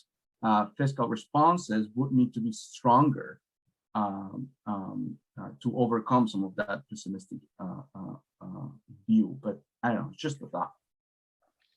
Cateana, thank you, Luigi. That's Cateana. I don't know if that makes a difference, but in Greece, for instance, the overwhelming opinion is that the government does not efficiently use the revenues, the tax revenues. So even if you present me with a list of where do my taxes go, I won't trust it. I don't know. There is so much corruption, and I don't know if this. I mean, if that plays, or because UK definitely has much less corruption than Greece and much smaller underground economy than Greece or other countries. But I don't know if that would make a difference in the results. Would such an experiment be effective in a country where there is a lot of tax evasion and a lot of corruption? That is an interesting question. And one of the reasons why I chose the UK was that it was the least likely case scenario. That's so, right. you know, if you have so much illusion in the UK, which is one of the oldest democracies and highly educated individuals, then what can you expect in other countries? So the idea is that probably there would be, I mean, I think, yes, there is this pessimistic view in terms of how taxes are being used.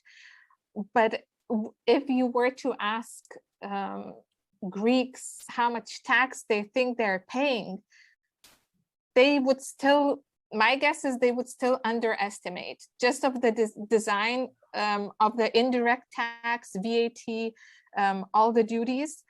People, when they are asked about tax, they think about income tax, maybe about social insurance contributions, maybe about any direct taxes they pay, but they forget all the other taxes. Oh, so, yes, I know that. So this is about that, the unseen, the misperceived aspect of that. There have been some estimates in Greece that we have to work for 175 days a year to pay for all the taxes that we pay, and then the rest ends up in our pockets. But I don't think that they're so accurate. As you say, that we pay so much, we pay even for the air that we breathe. Those of us that we pay taxes. Exactly. And so those who pay, they work for 175 days, and then somebody works for 5 days. and then you get an average of 90 or something.